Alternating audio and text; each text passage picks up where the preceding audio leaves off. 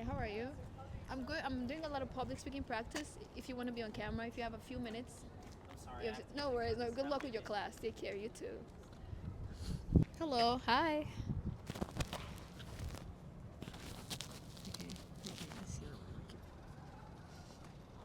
Hello.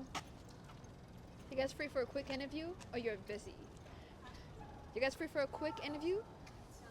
Okay. Thank you.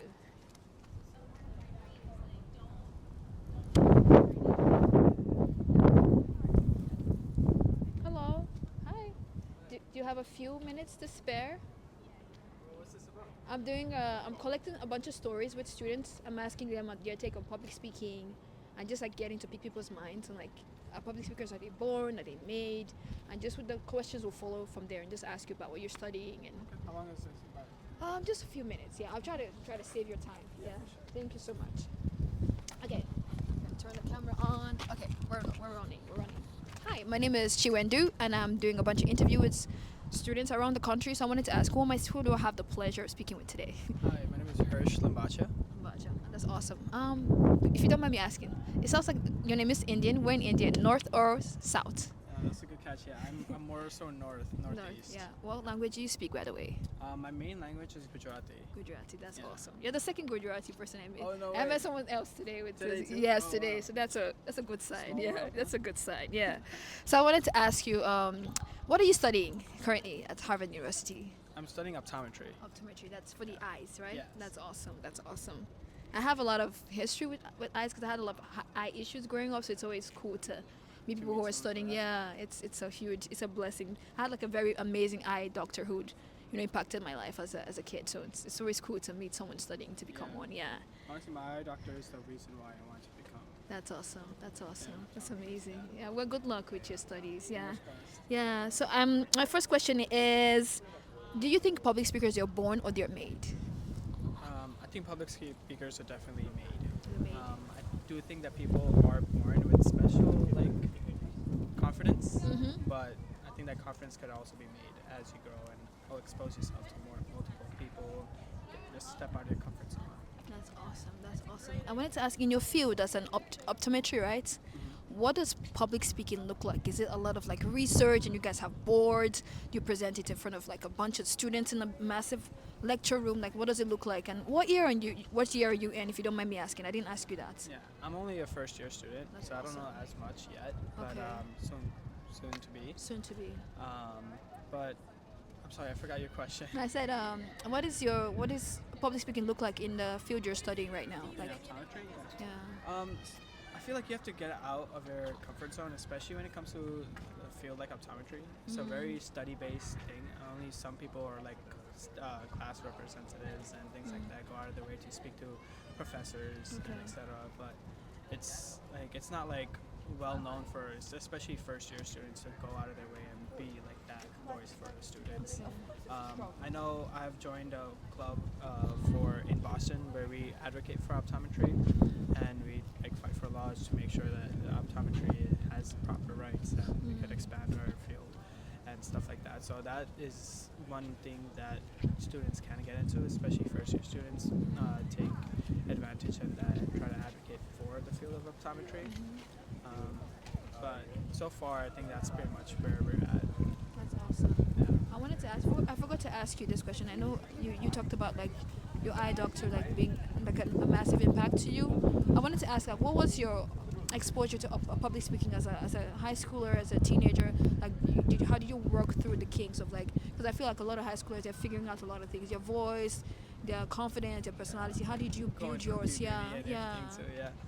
Well, actually, I had the luxury. I'm part of a very close-knit community of Hinduism. It's part of my temple and stuff. But ever since I was younger, I was forced to be in roles and plays and dances and things like that. And so being also coming from New York, I feel like that also does bring out a different sense of just confidence and a different type of walk. So I feel like all that played a role in my life, and therefore I feel like I am a little bit more exposed to public speaking and more confident therefore. But there are still times I feel like right before I still go on stage I still feel the jitters and shivers and stuff like that. So it still plays a role, but I'm more used to that environment, more used to that, you know, A setting. yeah, that setting. So I know you mentioned you're Gujarati. Do you speak your language from like When I was born. yeah? Yeah. What so- language do you guys speak if you don't mind me asking? Yeah, Gujarati. Gujarati. Gujarati, Yeah. So I wanted to ask, it's related because I feel culture is very important Yeah. to us as immigrants. I wanted to ask: is there a speech in history? It could be speeches in your language, speeches from your home that really impacted you, like it galvanized you. It could be a movie scene. It could be something that you watched that someone gave like a speech that was really moving, that made you like think about life differently, or made you like question the thoughts that one way of your thinking. Like what's an example of like a good speech that you can think of that really shaped you as a person that you are today, that you can think of? There's no specific speech in mind, but I do watch a lot of like motivational settings. Like me and my friends were just talking about the Dead Poet Society and how that was like a very influential point, making sure people like are expanding their horizons and going out of their way to, pursue what their likings are. Like for poetry, for example, in that movie, and just like expanding their creative mind. So movies of that sort definitely did help. When it comes to Gujarati, like my cultural background, I feel like being a part of that culture and being very strong, founded about it, is very important. And one thing that did help me feel like more close and open to that is like my folk music. It's called like garba. It's like dances and things like that. So like that exposed me to my culture quite a bit, and I feel like that definitely played a role. So I'm kind of narrowing it down because I feel like you're cool and you're cultural. So I wanted to ask, like, if you were to give a kid from back home or maybe in the U.S. that grew up with like, because I think that when you're for me, when I came to the U.S. to school, I came for grad school. It took me a while to like figure out like my accent, my like navigating the system. If you were to give a tool to someone like a kid who is like in high school and they're cultural, they're figuring out different things, they're kind of trying to distance themselves from their identity, and like what tool would you give them to like to build on their confidence as someone who's of culture? Because I was thinking of this, I was researching adaptability versus this authenticity versus adaptability. So how do they keep their authentic, their culture, and also be able to like bob and weave through the system? Because I think you have to as well like adapt to the country, because the United States has their own lingo and how they speak. And what tool would you give someone who's like a kid who's trying to figure out like public speaking and also figure out their way around the country and really build their confidence? What tool would you give them, like if you had to give them two tools?